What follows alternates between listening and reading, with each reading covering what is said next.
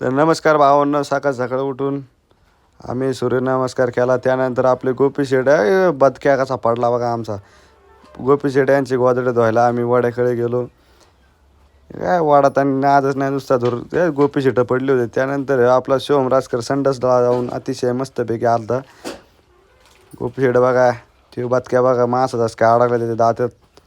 मासा काढला रेवण आपल्या इकडे चपलात होता आणि विषय खोल, रेवणची चप्पल लई गोरी. आणि त्यानंतर आपला गोपी शेटचा ब्रश वाहून गेला, तर गोपी शेटने डायरेक्ट उडी मारली. त्यानंतर घरी आलो, मस्तपैकी चिकन मटन विषय खोल, डायरेक्ट भात बीत जेवण वगैरे केलं. घातक पद्धतीने उठून आम्ही डायरेक्ट निघालो आता राळेगण थरपाला गाडी भराय. गाडी बिडी भरून झाल्यावर हे बघा कसा व्ह्यू आहे. चाललो आहे पुण्याला. आता आम्ही पुण्याला जाताना आम्हाला कोंढापुरीमध्ये ट्रॅफिक लागलं थोडं.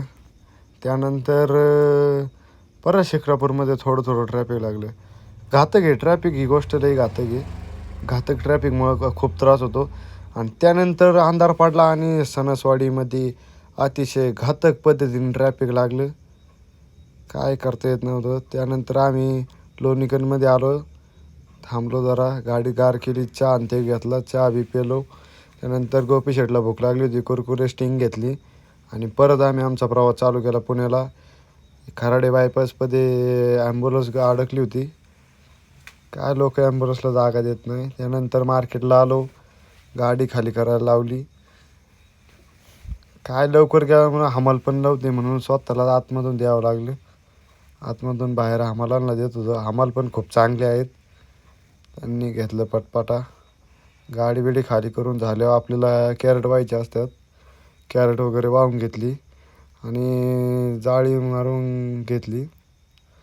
त्यानंतर जाळी वगैरे मारत होतो, पण जाळी काय दावं तुटलं आमचं. नेमकी जाळीला दावं पुरत नव्हतं. काय सांगा तुम्हाला, ड्रायव्हरच्या मागं खूप साडेसाती आहे. काय दावं तुटलं आमचं, काय करावं समजत नव्हतं. तरी जाळीला दावं फुटलं. त्यानंतर घरी निघालो. गाडी बिडी बघा पुण्यात कसं व्ह्यू. त्यानंतर शिक्रापूरमध्ये आल्यानंतर परत ट्रॅफिक लागलं. घातक सगळी गोष्टी घातक झाली. टोरेंटला आलो, CNG टाकला आणि घराकडे आलो. घराकडे तुम्हाला आमचा व्लॉग आवडला असेल तर लाईक, कमेंट